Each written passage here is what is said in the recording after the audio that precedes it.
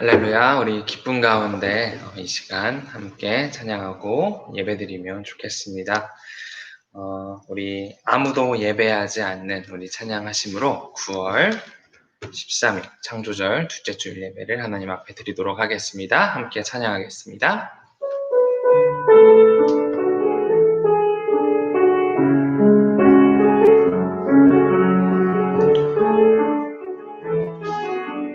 이렇게 찬양합니다. 아무도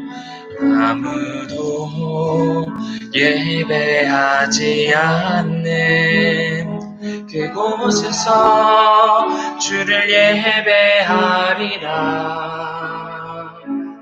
아무도 찬양하지 않는 그곳에서 나 주를 찬양하리라. 누구도 헌신하지 않는 그곳에서 주께 헌신하리라. 누구도 증거하지 않는 그곳에서 나 주를 증거하리라. 내가 밟는 모든 땅 주를 예배하게 하소서. 주의 향기로 덮어지게 하소서. 내가 선이고 주의 거룩한 곳 되게 하소서. 주의 향기로 물들이소서.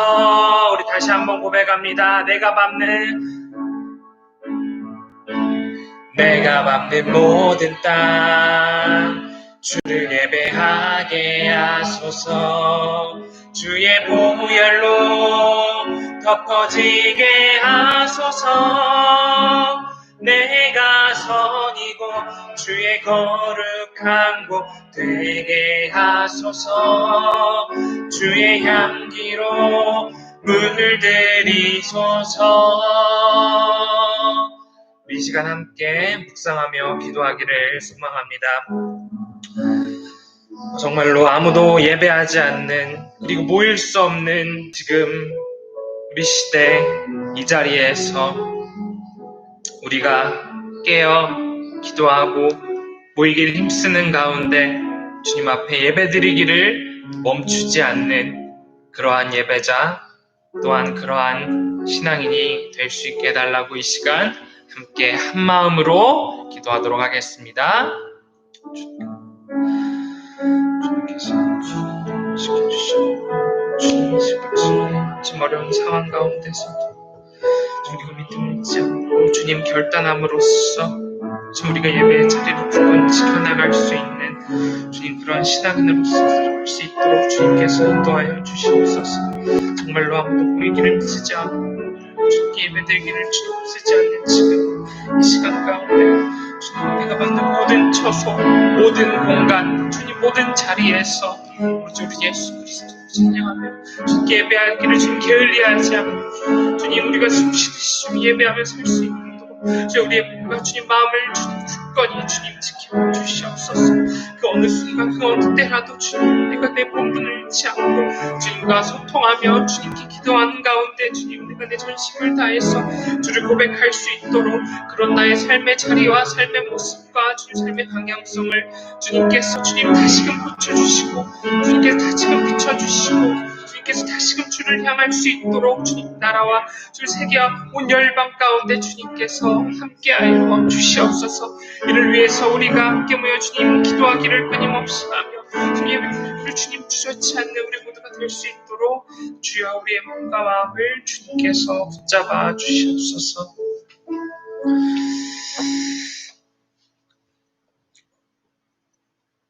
주님 우리가 이 오후의 시간 주님 앞에 서서 주님을 찬양하며 주님께 예배드립니다. 우리가 우리의 정말로 근원이 되시며 유일한 구원 되신 우리 주 예수 그리스도께 매일매일 나아가도록 우리의 몸과 마음과 삶의 모든 방향을 주님께서 인도하여 주시고 이끌어 주시옵소서. 그 어느 순간에도 주님 예배드리기를 멈추지 않고 주님을 향한 그 믿음 흔들리지 않도록 주님께서 굳건히 붙잡아 주시옵소서. 안팎으로 어려운 지금 이 순간 고통받는 모든 사람들을 주님께서 위로하여 주시옵고 그 가운데 우리가 주님의 사랑과 주님의 위로를 전하는 주님의 편지가 될 수 있도록 주님께서 인도하여 주시옵소서. 오늘 목사님의 말씀 가운데 함께하여 주시고 우리의 일주일의 삶의 목적과 방향이 될 수 있도록 주님 인도하여 주시옵소서. 감사합니다. 이 모든 말씀 예수님의 이름으로 기도드립니다. 아멘.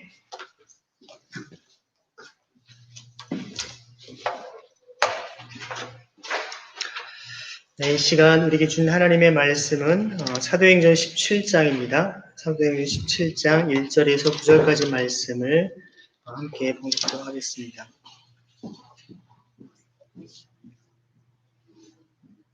신약성경 205쪽에 있는 사도행전 17장 1절에서 9절 말씀입니다.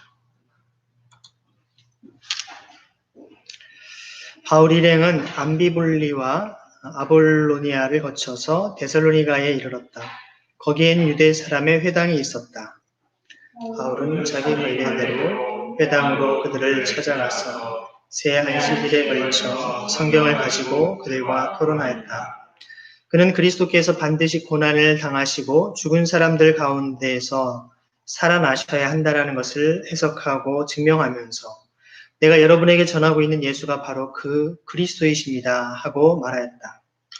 그가 그 사람이 승복하여 벌과 신라를 따르고 더 많은 경건한 그리스도 사람들과 적지 않은 기부인들이 그렇게 하더라.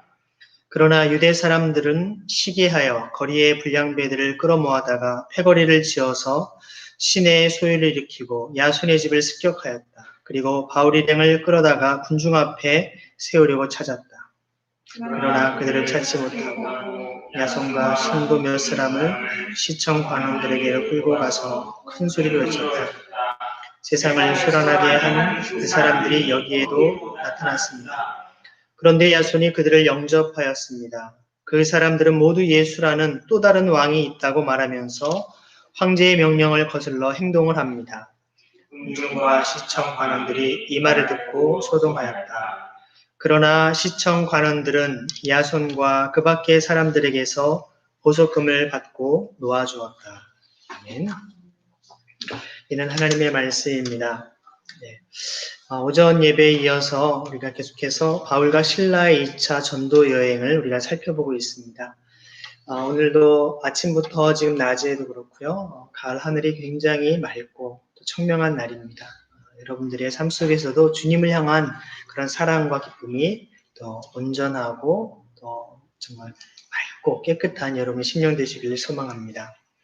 오전에 나누지 못한 말씀들을 조금 함께 이어서 나누면서 오늘 말씀을 이어가도록 하려고 합니다. 빌립보를 떠났을 때 바울과 실라가 이제 디모데와 함께 동행을 합니다. 그래서 디모데는 나중에 다시 빌립보로 보내기도 하는데요. 누가는 빌립보에 남아있는 것을 알 수 있습니다. 여러 번 말씀드린 대로 누가가 누가복음이나 사도행전을 기록할 때 문장 표현을 굉장히 정확하고 또 꼼꼼히 하고 있던 것을 볼 수 있습니다. 그래서 그가 이제 20장 5절에 가서 다시 우리라고 하는 단어를 쓰기 전까지 지금 17장부터 19장 20장 4절까지는 실제로 바울 중심으로 이제 기록이 되고 자신은 빠져 있는 것을 보게 됩니다. 이것은 어떤 의미를 말하냐면요. 실제로 나중에 바울이 3차 전도 여행에 다시 오게 되면 누가가 다시 함께하게 되는데요. 이로부터 시간으로 치면 대략 5년 정도의 시간이 지난 후입니다. 그러니까 그 사이에 5년 동안 누가는 여기 빌립보 교회에 머물면서 그들을 섬기고 도왔다라는 것을 알 수 있습니다. 사실 우리가 성경에 기록되지 않은 많은 이야기들이 그 뒷면에 있는데 그것을 우리가 깊이 있게 볼 필요가 있는데요.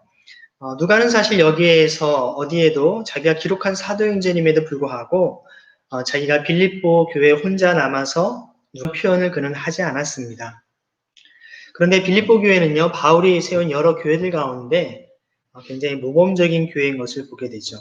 바울이 이 빌립보 교회를 보면 특별한 꾸중이 있지 않습니다. 사랑의 편지라고도 할 수 있는 것인데요.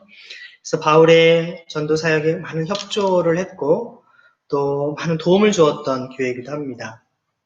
그래서 이러한 수고 뒤에는, 이러한 아름다운 바울을 돕는 그 뒤에는 바로 누가의 헌신과 수고가 있었다는 것이죠.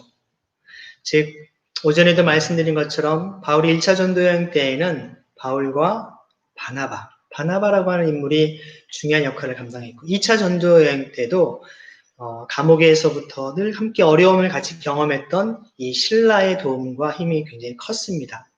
하지만 2차 전도 여행 때 함께 갔던 디모데와 누가 가운데 특별히 누가는 이 빌립보 교회에 남아서 그 교회에 이제 새로운 유럽의 최초의 교회를 든든히 세우는 역할을 했던 것입니다.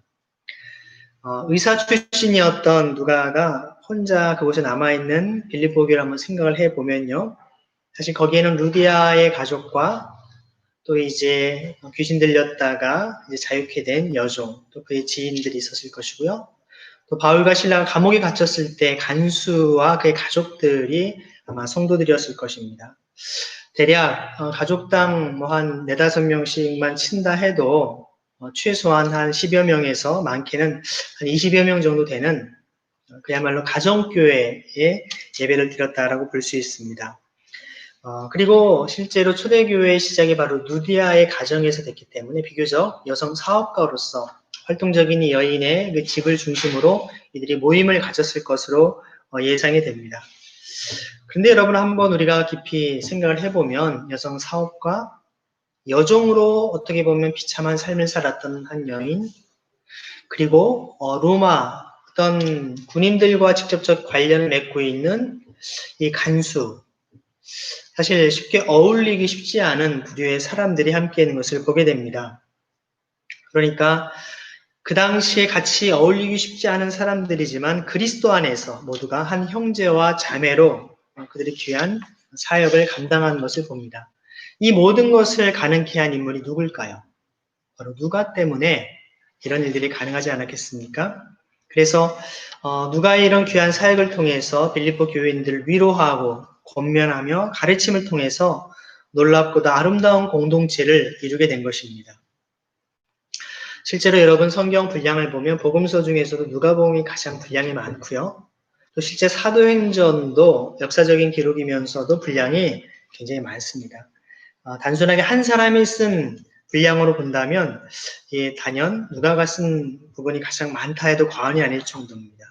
그 정도로 우리 가운데 주님께서 이러한 바울의 이런 전도 사역에 함께 동참했던 믿음의 사람들이 어떻게 보면 화려하게 자신의 사역들이 기록되어 있지 않고 또 그것이 드러나지 않는다 할지라도 보이지 않게 겸손하게 섬기는 이런 역사가 초대교회, 특별히 유럽의 첫 번째 교회를 든든히 세워가는 중요한 역할을 하게 된 것을 봅니다. 오늘도 사실 이렇게 영상을 통해 저처럼 이렇게 뭔가 드러날 수도 있는 경우도 있겠지만 보이지 않게 또 정말 무명의 그리스도인으로서 오늘도 주의 복음을 전하고 그리스도인으로 살아가는 수많은 하나님의 사람들이 있습니다.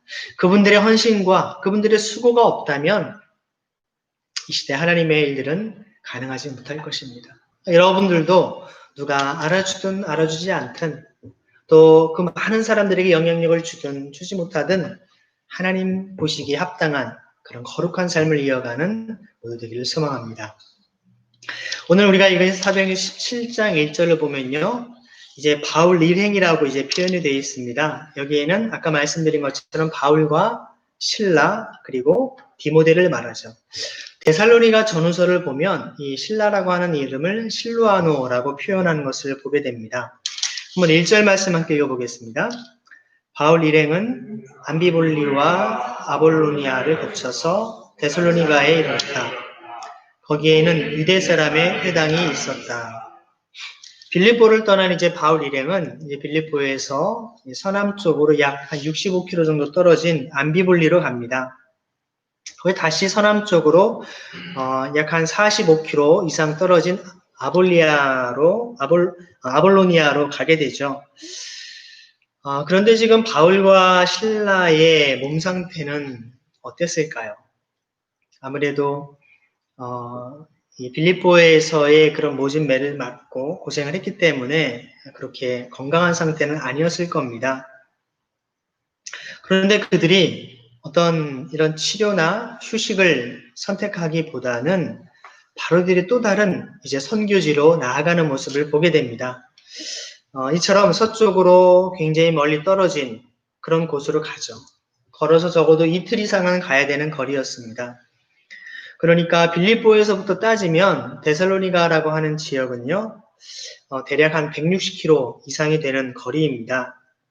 근데 여기 보면 아볼로니아하고 데살로니가를 가기 위해는요, 그 지역의 그 당시 내용들을 보면 늪지대가 있었다라고 합니다. 늪지대, 늪에는 여러분 지금도 그렇지만 저도 지금 목에 지금 뭔가 모기가 물었는지 자꾸 가려운데요. 모기 한 마리한테만 물려도 가렵고 이렇게 불편한데 늪지대는 모기가 굉장히 많습니다. 또 뱀도 있고요. 위험이 도사리는 그런 곳입니다.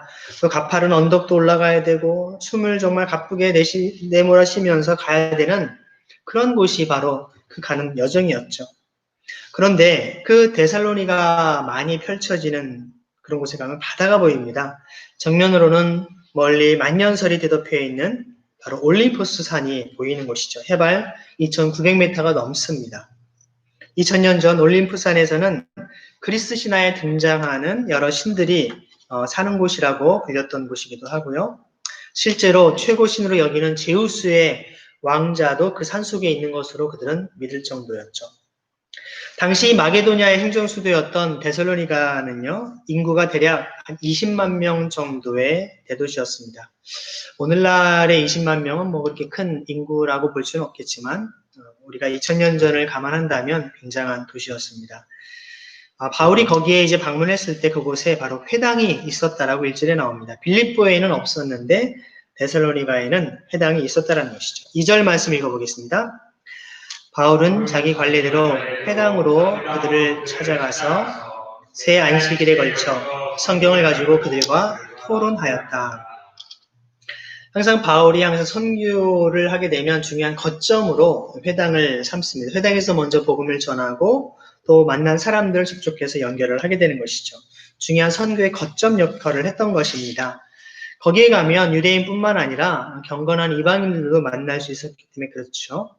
그래서 거기에서 새 안식일 동안 3주 동안 걸쳐서 거기서 하나님의 말씀을 전하고 또 그들과 토론을 합니다. 토론을 했다라고 하는 것은 바로 십자가에 달려 돌아가신 예수, 그분이 바로 우리의 그리스도이심을 고백하는 것 때문에 이런 토론을 할 수밖에 없었겠죠. 3절 말씀 읽겠습니다. 그는 그리스도께서 반드시 고난을 당하시고 죽은 사람들 가운데서 살아나셔야 한다는 것을 해석하고 증명하면서 내가 여러분에게 전하고 있는 예수가 바로 그 그리스도이십니다 하고 말하였다. 여기에 보면 토론의 내용은 그가 해석하고 증명하는 겁니다. 여러분 역사라고 하는 것은요. 사건과 해석이 두 가지가 함께 축을 이루고 있는데요. 그냥 단순하게 얘기한다면 예수라고 하는 역사적 인물이 있었고 거기에 대한 해석, 즉 예수가 바로 그 그리스도다라고 하는 역사적 신앙 고백인 해석이 담겨있는 것이 바로 우리가 예수는 그리스도다라는 것이죠. 그래서 사실 성서학자들 가운데에는 예수는 그리스도다라는 표현 속에 이 그리스도는 신앙 고백이니까 이거는 빼고 예수라고 하는 역사적 예수를 한번 연구해보자라고 해서 지저스 세미나라고 하는 것을 하기도 했습니다. 물론 우리가 그런 노력을 하는 것도 중요하겠지만 결과적으로 보면 성경을 다 갈기갈기 정말 다 분해해 놓을 수밖에 없는 경우를 보게 되죠. 어떻게 보면 그것이 진정한 역사 팩트였는지 아닌지를 우리는 사실 정확히 알 수가 없습니다. 정말 수많은 하나님의 사람들을 통해서 성령의 감동을 통해 사람들의 어떤 입술과 또한 글을 통해 우리가 전수된 하나님의 말씀, 그것을 우리는 가지고 있기 때문에 그 가운데 하나님의 진리, 우리의 구원의 말씀이 있음을 우리는 믿기에 예수는 그리스도이심을 우리는 거부감 없이 받아들일 수가 있는 것 아니겠습니까? 근데 이것이 초대교회 당시에 특히 유대인들에게 있어서는 십자가에 처형을 당한 이러한 하나님의 저주를 받은 사람한테 그리스도라고 하는 호칭을 쓰는 것은 유대인들에게는 굉장히 모욕적이고 신성모독적인 상황이었던 것입니다. 바로 그래서 이러한 내용에 대해서 굉장히 그들은 반발을 했음에도 불구하고 사도 바울은 잘 해석하고 증명을 통해서 무엇으로 증명을 했을까요? 구약의 하나님의 말씀을 가지고 풀었던 것이죠. 바로 오늘 말씀에 나오는 것처럼 내가 여러분에게 전하고 있는 예수, 그분이 바로 그리스도시다라고 하는 것을 분명하게 선포했던 것입니다. 바로 주님께서 왜 십자가에 달려 돌아가셔야만 했는지, 그 고난이 누구 때문인지를 정확하게 밝혀준 것입니다. 사실 어떻게 보면 그 당시 구원자 하면 로마 황제를 버금가는 정말 그 모든 것을 다 제압하고 권력과 힘으로 군사적으로 세상을 변화시킬 그런 메시아를 유대인들은 기대했을 것입니다. 하지만 이 바울이 전하는 그리스도는 너무나도 무기력하고 처절하고 비참하게 죽음을 당한 십자가에 처형을 당한 한 사람을 그리스도라고 고백을 하니 그들에게는 도저히 받아들일 수 없는 이야기였던 것입니다. 왜 그리스도께서 죽은 자 가운데에서 십자가에 죽고 죽은 자 가운데 살아나셔야 했는가? 정말 주님께서 우리의 죄값을 대신 치르기 위해 돌아가셨다 할지라도 그냥 죽고 끝났다면 우리가 아무리 그분을 믿는다 해도 우리의 끝은 죽음으로 끝날 수밖에 없다는 것이죠. 그러나 그분이 죽음을 깨뜨리시고 다시금 부활하심을 통해서 우리에게 죽음을 뛰어넘는 영원한 생명의 길이 주어진다는 것을 분명히 이야기했던 것입니다. 그래서 그분이 예수님이시기 때문에 죽음에 끝나지 아니하고 부활의 생명으로 다시금 살아나셨다는 것을 명확하게 증거한 것입니다. 그래서 그분이 바로 그 그리스도시다라는 것을 전했던 것입니다. 그 당시에 예수라는 이름들이 많이 있었습니다. 그렇기 때문에 그 예수님에 대한 그 출신을 명확히 밝혀주기 위해서 나사렛 예수라고 하는 호칭을 곳곳에서 사용하고 있는 것을 보게 되죠. 바로 예수님께서 우리에게 죄와 죽음에서 우리를 구원하시고 우리를 영원한 생명을 이룬 유일한 구원자가 되시는 것을 분명하게 밝혀줍니다. 바울이 이런 복음을 전했는데요. 바울이 복음을 전했던 데살로니가의 유대인 회당에서는 유대인들만 있었던 것이 아니고 이방인들도 곳에 많이 있었습니다. 4절 말씀 함께 읽어보겠습니다. 그들 가운데 몇몇 사람이 승복하여 바울과 신라를 따르고 또 많은 경건한 그리스도 사람들과 적지 않은 귀부인들이 그렇게 하였다.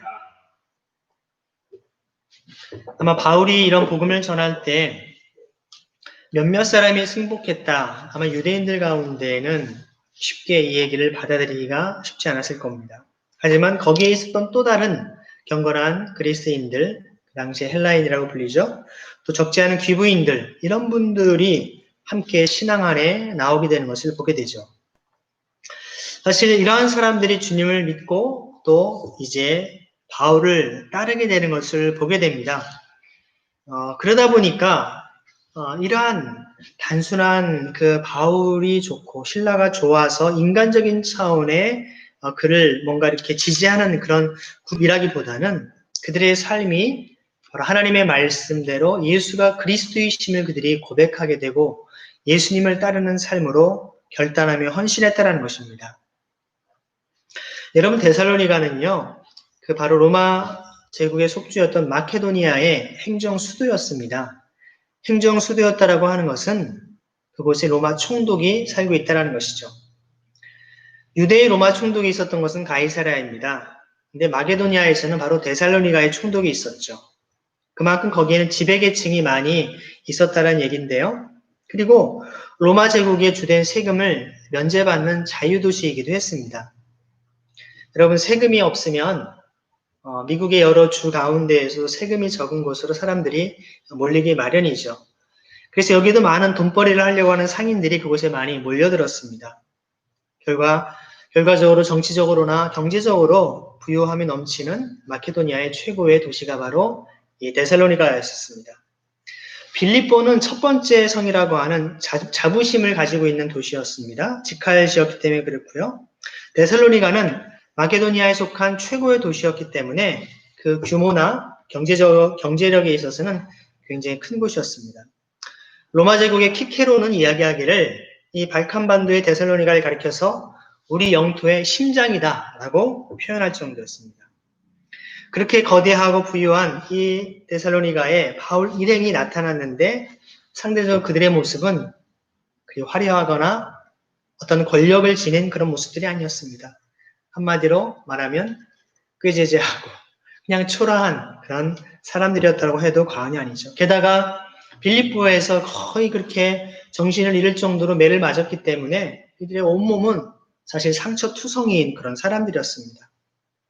그러다 보니 그런 가운데 형편없는 그런 몰골을 가지고 160km가 넘는 먼 길을 며칠 동안 왔으니 얼마나 이들의 모습이 초라했겠습니까? 그러한 그들이 이제 부유하고 나름대로 굉장히 세련된 귀족들이 있는 이런 데살로니가에서 복음을 전하고 있는 것이죠.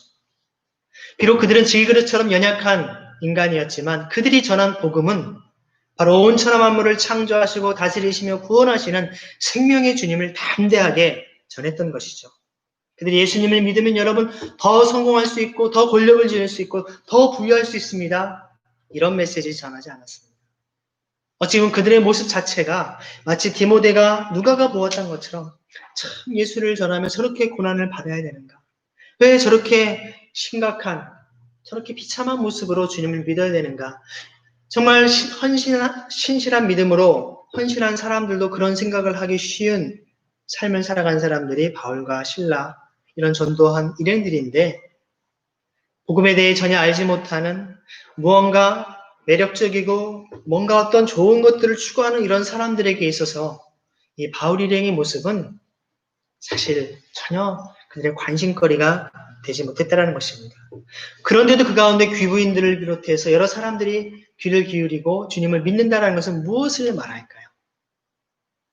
전적으로 하나님의 은혜인 것을 봅니다. 하나님께서 구원받을 만한 자를 미리 택하셨고 예배해 놓으신 그들을 이 바울과 실라와 디모데 일행을 통해서 구원해 가고 계심을 볼 수 있다는 겁니다. 때때로 우리가 예상치 못한 일들을 통하여 주님은 하나님의 일을 하십니다. 여러분이 오늘도 여러분의 삶을 통해서 하나님의 사랑과 은혜를 전한다면 주님께서 만날 만한 많은 영혼을 만나게 하시고 그들에게 하나님의 구원을 베푼다는 것을 믿으시길 바랍니다. 바울이 이제 예수 그리스도를 따른다라고 하는 것은요, 예수님을 본받아서 복음을 위해 살아가고 또한 그분을 위해 기꺼이 고난과 이런 고통을 당할 것을 결단한다는 것을 의미했습니다. 그래서 바울이 고린도의 데살로니가 성도들에게 보낸 편지에 이렇게 이야기를 합니다. 데살로니가서 2장 1절과 2절에 이렇게 얘기하죠. 형제자매 여러분, 우리가 여러분을 찾아간 것이 헛되지 않은 줄을 여러분이 알고 있습니다. 여러분이 아는 바와 같이 우리가 전에 빌립보에서 고난과 모욕을 당하였으나 심한 반대 속에서도 하나님 안에서 담대하게 하나님의 복음을 여러분에게 전하였습니다. 심한 반대 속에서라는 것은 무엇을 말하나요? 빌립보에서도 이런 고난을 당했지만 정말 루디아의 가정을 통해서 다시 환대를 받고 떠나왔는데 여기에서도 그러한 심한 반대가 있었다는 겁니다. 어떤 일일까요? 한번 5절 말씀 읽어보겠습니다. 시작. 그러나 유대 사람들은 시기하여 거리의 불량배들을 끌어모아다가 패거리를 지어서 시내의 소유를 일으키고 야손의 집을 습격하였다. 그리고 바울 일행을 끌어다가 군중 앞에 세우려고 찾았다. 네, 바울이 가는 곳마다 이렇게 사람들이 가만두질 않습니다. 오늘도 참 우리가 하나님의 복음을 전하고 교회가 든든히 서가면 참 좋겠지만 교회마다, 공동체마다 어려움이 많습니다. 갈등도 있고요. 또 서로 여러 가지 많은 어려움들이 참 많이 있죠. 이것은 비단 교회만이 아니라 우리의 일반 가정에도 그렇고 또 여러 정치 집단이나 또 여러 가지 이 경제적인 활동하는 곳곳 모든 우리의 삶의 모습들이 그러합니다. 하지만 특별히 이렇게 복음을 전하는 이런 현장에서 영적인 전쟁이 일어나고 있는 것을 우리는 보게 됩니다. 실제로 바울의 설교를 통해 이것을 듣고 실제로 유대인들을 비롯한 몇몇 사람들이 결국 바울을 시기하여서 이제 사람들을 충동질해서 결국 이런 일을 하게 합니다. 일부 사람들은 하나님의 말씀을 듣고 주님께 굴복하며 주님을 찬양하지만 대부분의 사람들은 그냥 안 믿고 받아들이는 차원이 아니라 오히려 여기 보면 불량배까지 동원해서 그들을 잡아서 뭔가 그들을 완벽하게 진압하려고 하는 이런 모습을 봅니다. 인간의 죄성을 보여주는 대목이죠. 그냥 반대하면 따르지 않으면 될 텐데 나쁜 일을 하고 있는 것도 아닌데 자기의 신념과 자기의 신앙과 맞지 않다고 해서 상대방을 죽이기까지 하려고 하는 우리 인간의 이런 완악함을 우리는 봐야 됩니다. 그래서 바울과 함께 있었던 야손의 집을 덮치죠. 6절과 7절 말씀 읽어보겠습니다. 시작. 그러나 그들을 찾지 못하고 야손과 신도 몇 사람을 시청 관원들에게 끌고 가서 큰 소리로 외쳤다. 세상을 소란하게 한 그 사람들이 여기에도 나타났습니다. 그런데 야손이 그들을 영접하였습니다. 그 사람들은 모두 예수라는 또 다른 왕이 있다고 말하면서 황제의 명령을 거슬러 행동을 합니다. 자, 여기에서 이 유대 사람들의 방식은 한층 더 나가게 되는 것을 보게 됩니다. 실제로 어떤 이들을 소란하게 한다. 최근에 광화문 집회로 인해서 일부 기독교인들이 또 굉장히 그런 집회를 주도한 것에 대해서 공권력 차원에서 많은 지금 문제시하고 있는 것을 보게 됩니다.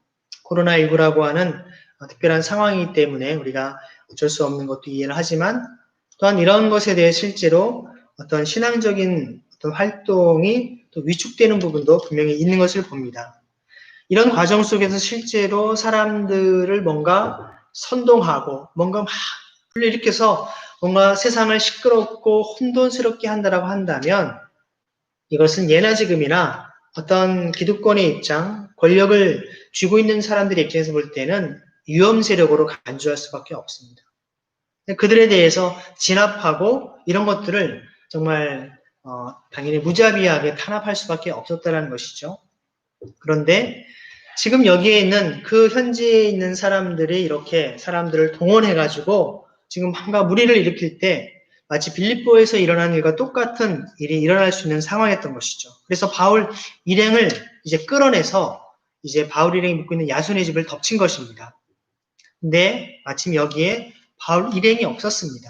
결국에는 그 집주인인 야손과 몇몇 형제들을 붙잡아다가 이제 거짓 모함으로 바울 일행을 이제 고소를 하게 되죠. 이 고소한 내용이 무엇입니까?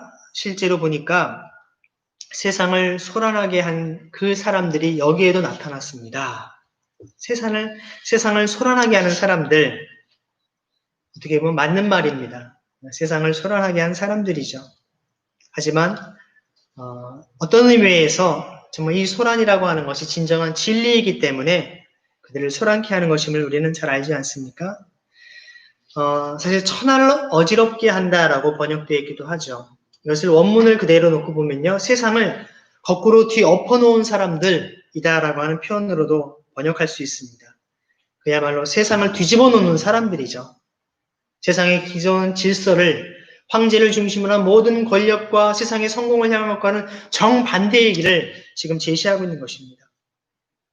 돈과 권력을 줘야 된다라고 이야기하는 그 당시의 시대 가치관과는 정반대로 섬기는 자가 되어야 되고 고난의 길을 걸어가야 되고 희생과 정말 우리가 십자가의 길을 걸어가야 된다라고 이야기하고 있지 않습니까? 게다가 여기 중요한 얘기를 또 합니다. 여기는 예수라는 또 다른 왕이 있다고 말하면서 다른 왕이 있다라고 하는 것은 황제를 가리키는 말입니다. 바로 바실레이우스라고 하는 단어인데요. 황제에게 쓰는 단어를 예수에게 쓰면서 바로 황제를 반역하는 세력이라고 하는 적어도 단순한 어떤 공공소란죄뿐만이 아니라 황제를 반역하는 어떤 자들임을 여기 이제 몰아가면서 그들을 잡아내려고 했던 것입니다. 그런데 여러분, 야손이라는 사람의 집에 이들이 왜 갔죠? 야손이 바로 바울 일행을 맞이했기 때문에 그렇습니다.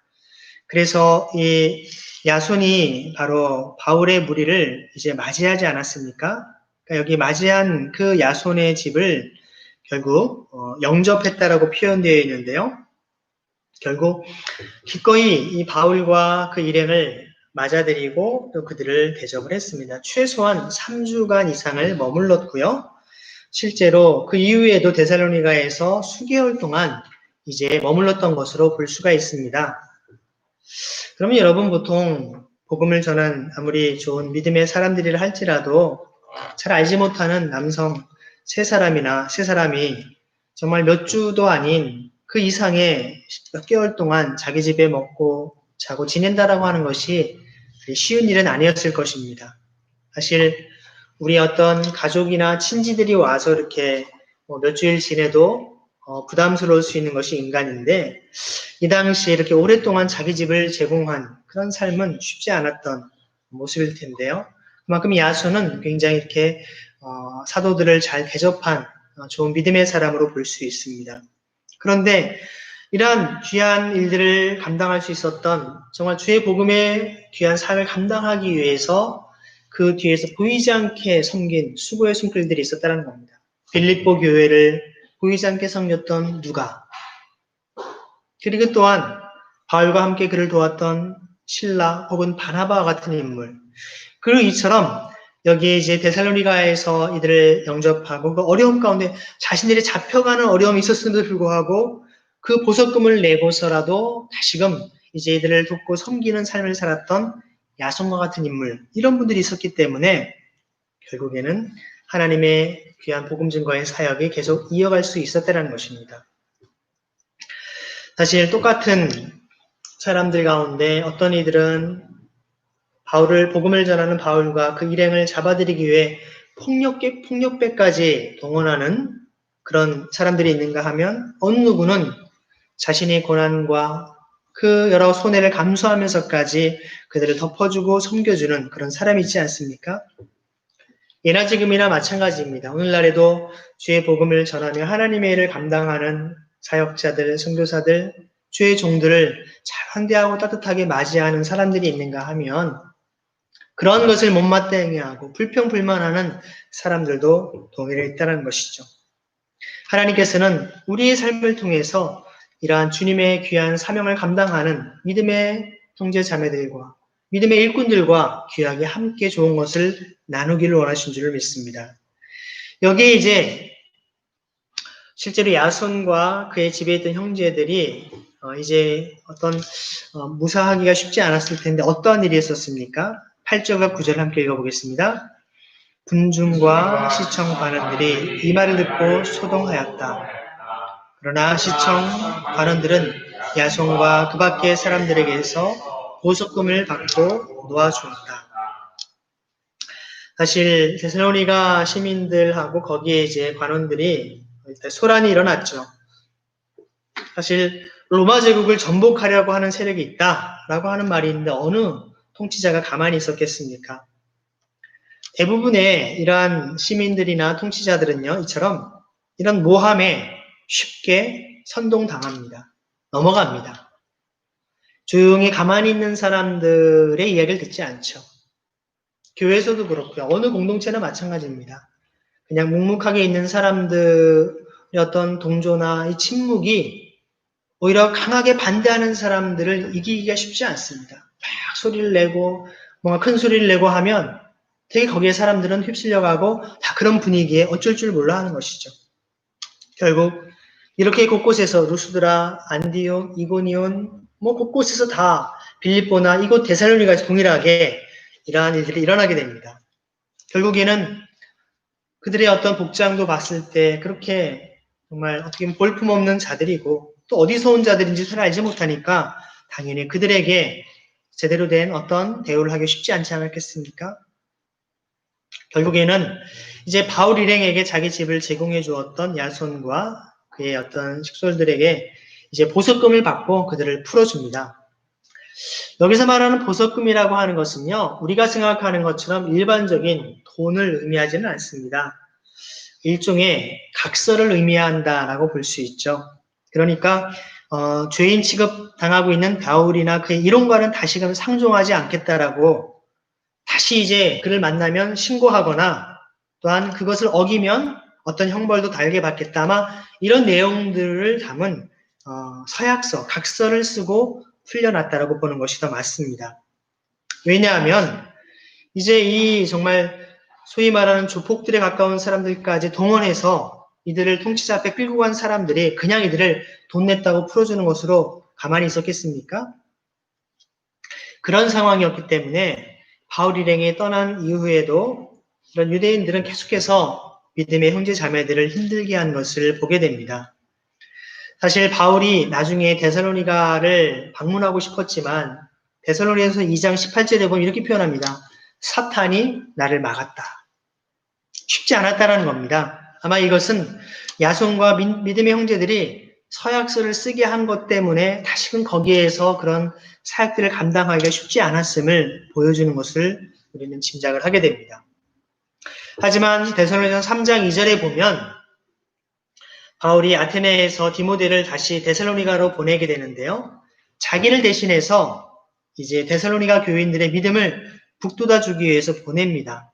2번씩이나 편지를 보내서 그들의 믿음을 격려해 주지 않습니까?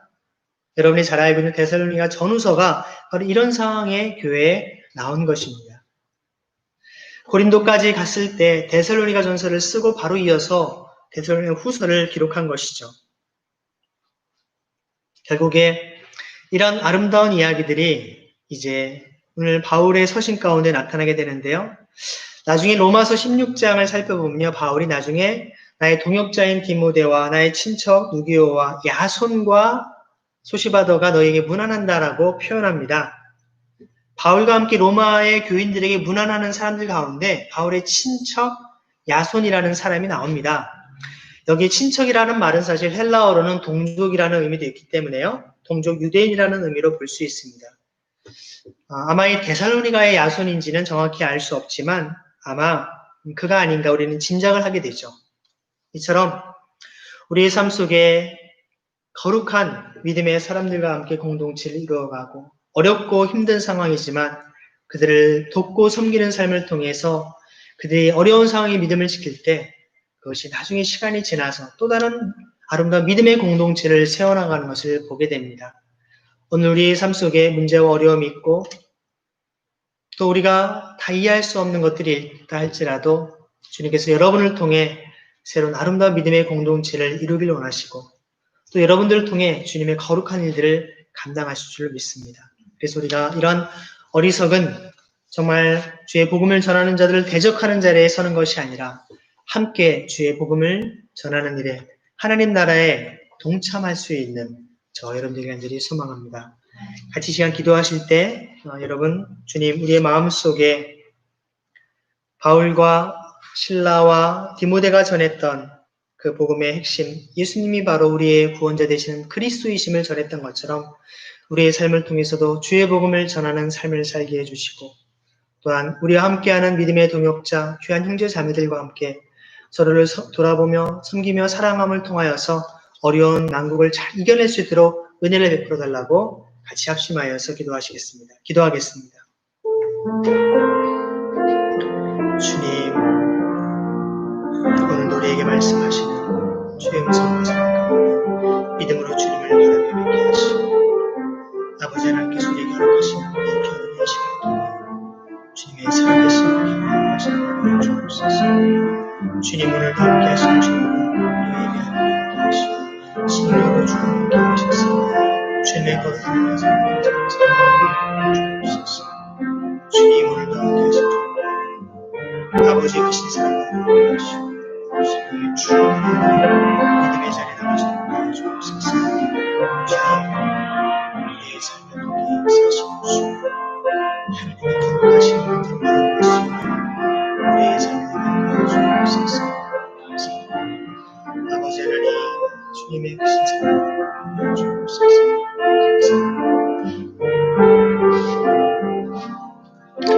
하나님 아버지 감사합니다. 오늘도 우리에게 이 말씀을 통하여 예수가 바로 그 그리스도이심을 깨닫게 하시고 바울과 그 선교의 일행들을 통하여서 어려움과 고난 가운데에도 담대히 주의 복음을 하나님의 나라를 선포했던 것처럼 오늘 이 시대 가운데에도 어떠한 어려움과 문제가 있다 할지라도 우리의 그 복음의 행진을 우리가 멈추지 않게 하시고 하나님의 영광을 드러낼 수 있는 거룩한 삶을 살아가도록 은혜 베풀어 주옵소서.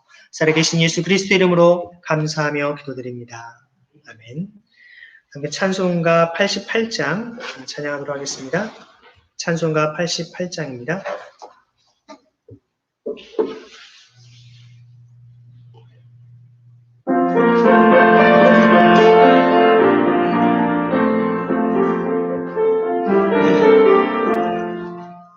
내 심정 사모하는 친구가 되신 우주 예수님은 아름다워라. 산 밑에 백합화요 빛나는 새벽 주님 영원할 길 아주 없도다. 내 마음이 아플 적에 그리로 계시며 나 괴로울 때 좋은 친구라. 주를 산 밑에 백합 빛나는 새벽 이 땅 위에 믿을 것이 없도다. 내 맘에 묻은 염려 이 세상으로 주님 항상 같이 하여 주시고 시험을 당할 때에 악마에게 즉시 물리치사 나를 지키네. 온 세상 날 버려도 주 예수 안 버려 끝까지 나를 돌아보시니. 주는 저 산 밑에 백합 빛나는 새벽 이 땅 위에 믿을 것이 없도다. 내 맘을 다하여서 주님을 길이 나를 사랑하리니. 물무리를 겹잡고 정거리가 주는 높은 산성 내 앞에시라. 내 영혼 먹이시는 그의 누리고 나 진히 주를 기원하네. 주는 저 산 밑에 백합 빛나는 새벽 이 땅 위에 것이 없도다.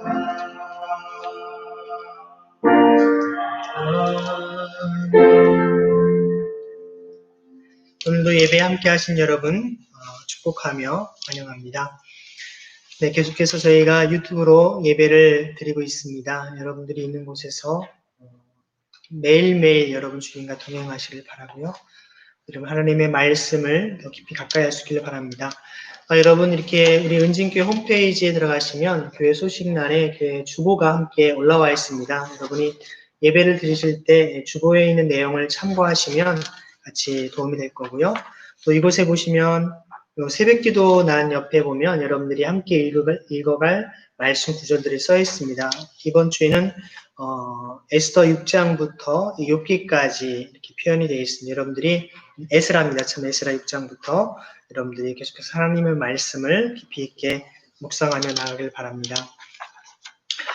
예배 후에 대학 청년들은 3시부터 같이 우리가 줌으로 화상으로 제자훈련 모임들을 소그룹을 진행하도록 하겠습니다. 오늘 함께 들은 주일 말씀을 가지고 서로 토론하고 나누는 시간 갖도록 하겠습니다. 대학 청년부 희년세대 2학기 제자훈련 모임이 내일부터 시작이 됩니다. 내일만 1시 반에 있고요. 그 다음 주부터는 12월 14일까지 오후 6시 반에 줌을 통해서 제자훈련을 할 예정입니다. 여러 다양한 내용들 이제 여러분 카톡을 통해서 안내해 드리겠고요. 또 교회 홈페이지에도 자세한 내용을 알려드리도록 하겠습니다. 네, 여러분이 계속해서 우리가 사회적 거리두기 지금 2.5단계가 유지되고 있는데요. 아마 이제 점점 이 감염자 수가 이제 확진자가 좀 줄어들고 하면 이제 전체적으로 다시금 우리가 모여서 예배할 수 있는 날이 올 수 있으리라 봅니다. 여러분 함께 예배할 수 있는 날을 사모하고요. 또 같이 만날 수 있기를 간절히 소망합니다. 한 주간도 여러분 성령 충만하시고 주님의 은혜 가운데 거하시길 바랍니다. 같이 시간 기도하시겠습니다. 지금은 우리 주 예수 그리스도의 은혜와 하나님 아버지의 극진하신 사랑하심과 성령님의 사귐이 오늘도 예수는 바로 그 그리스도이심을 전하며 하나님의 나라를 위해 살기로 결단하는 우리 모두에게 지금부터 영원토록 함께 하시기를 간절히 축원하옵나이다.